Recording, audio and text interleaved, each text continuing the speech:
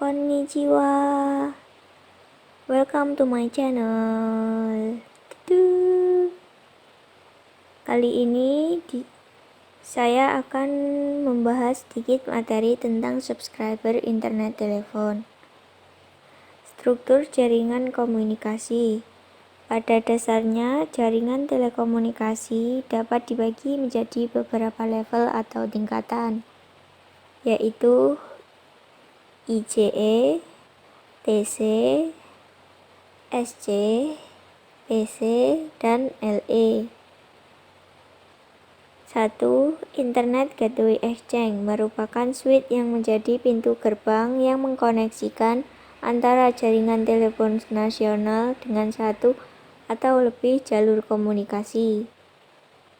2. Tertiary Center adalah perangkat routing lanjutan dari secondary center. Terkadang beberapa versi literasi menuliskan SC dengan sebutan Central Trunk. 4.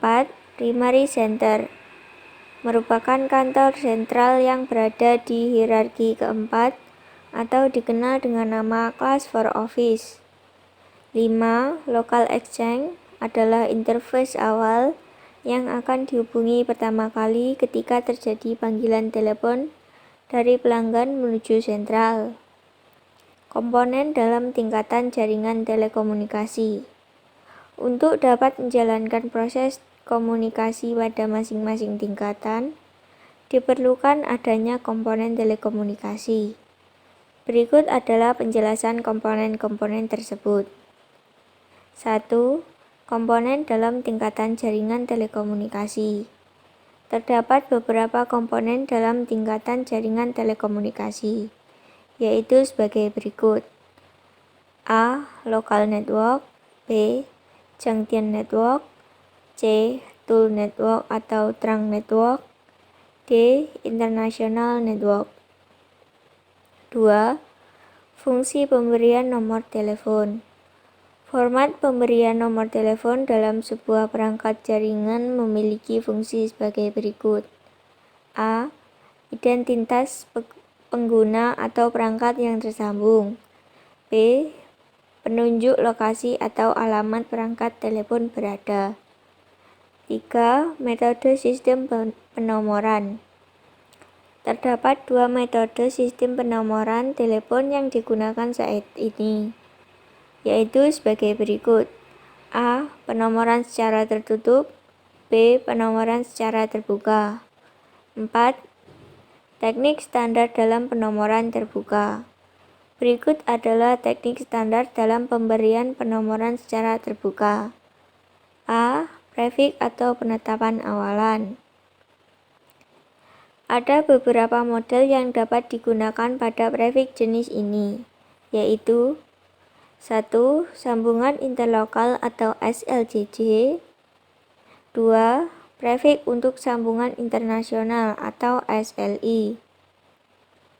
B. Standar area negara atau country code. Sistem penomoran jalur telekomunikasi berdasarkan lokasi negara ditetapkan oleh ITU. Contohnya, 1. Format 1 digit untuk negara besar.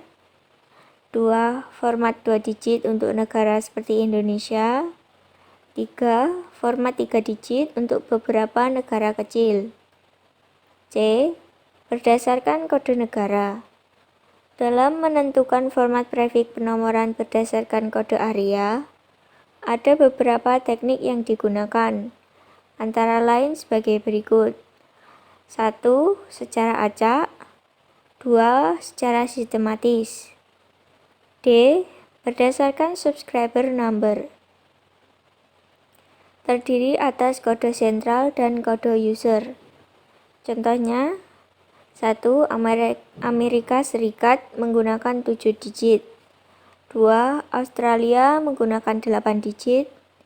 3. Indonesia menggunakan 1 atau 2 atau 3 digit untuk alokasi kode sentral. E. Berdasarkan format ISDN. Karakteristik penomoran ISDN adalah sebagai berikut. 1.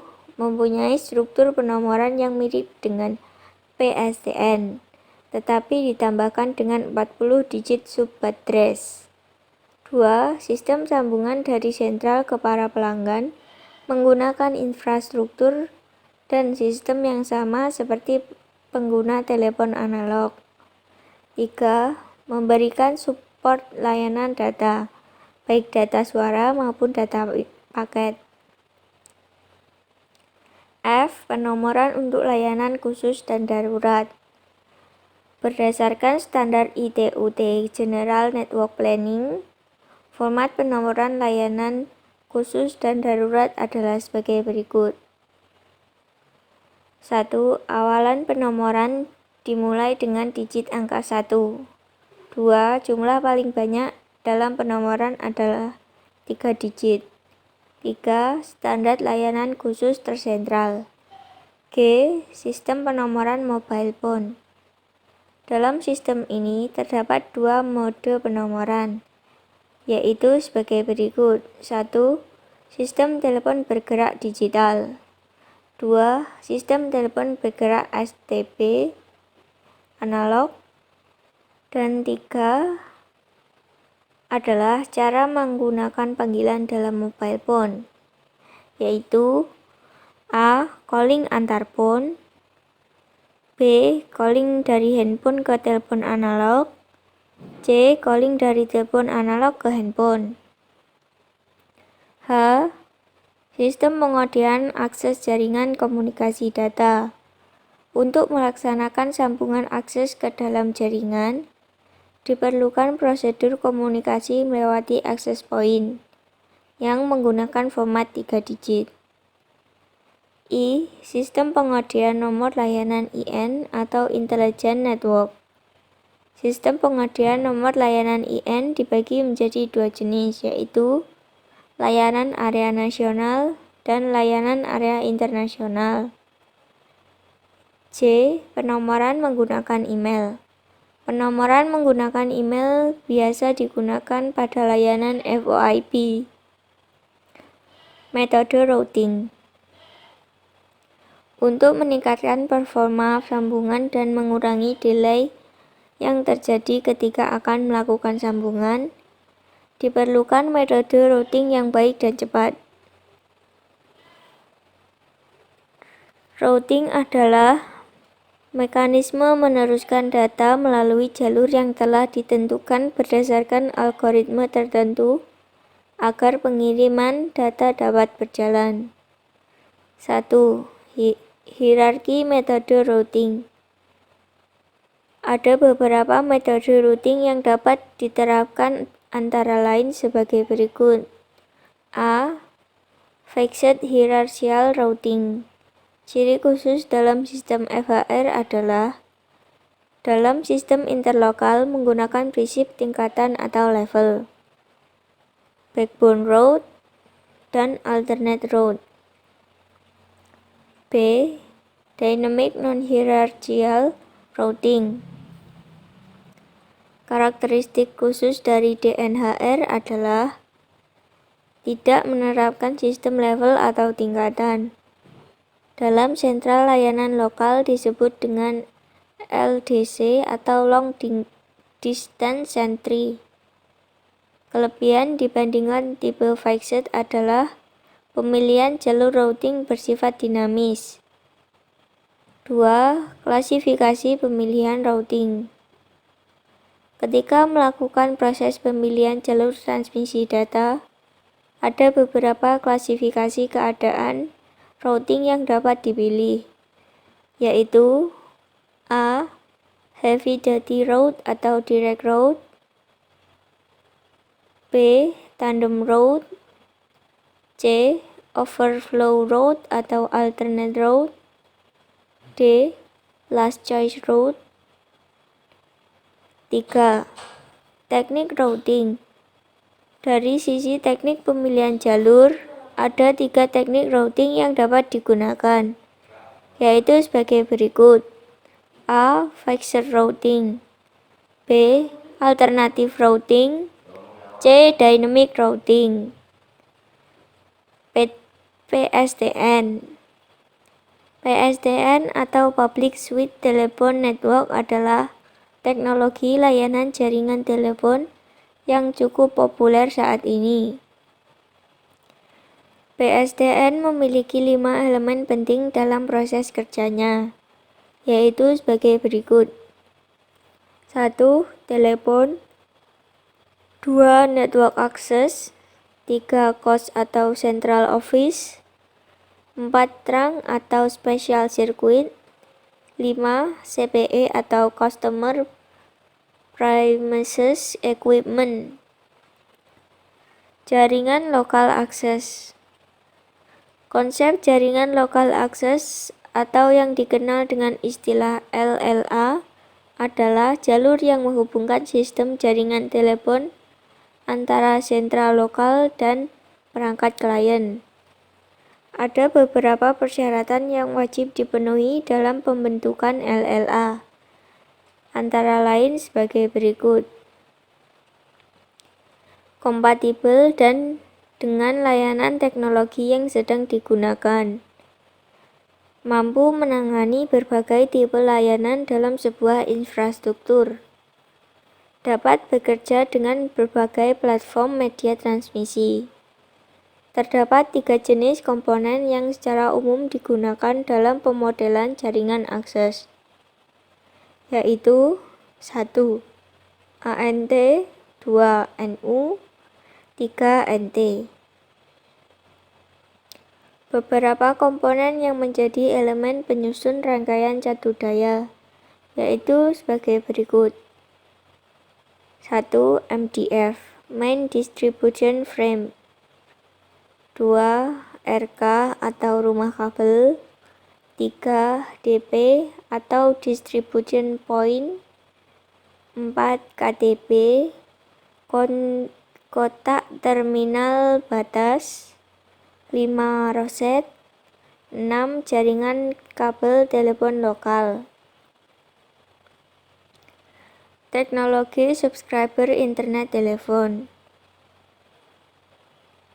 Layanan transmisi data pada media kabel lembaga telepon dituntut untuk semakin meningkatkan variasi layanannya.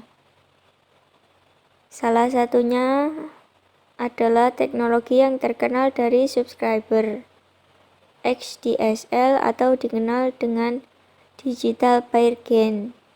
XDSL adalah metode layanan komunikasi data yang memiliki kemampuan transfer data lebih cepat dibandingkan ISDN. Berikut adalah beberapa variasi jenis standar teknologi XDSL, antara lain sebagai berikut. DSL Lite, Dial-up ADSL, ADSL, SDSL, MDSL, HDSL, FDSL, WDSL, RADSL, DSLAM. Berdasarkan besarnya kapasitas pengiriman dan penerimaan data pada teknologi XDSL dibagi menjadi 2 macam, yaitu simetris dan asimetris. Teknologi DSL. Subscriber internet telepon memiliki beberapa varian teknologi seperti DSL, ADSL, HDSL, dan FDSL. Setiap fase teknologi tersebut berhubungan dengan diri sendiri yang akan menjadi sebagai berikut. 1. Sistem DSL. Sistem DSL termasuk kategori jar lokaf tidak murni, karena menggunakan perangkat tambahan. 2. Sistem HDSL. Perangkat tambahan untuk mendukung sistem HDSL adalah modem yang telah diintegrasikan teknologi berstandar PCM. 3. Sistem FDSL. FDSL dapat dikategorikan sebagai modem simetrik atau asimetrik yang mampu bekerja dengan laju data berkecepatan relatif tinggi.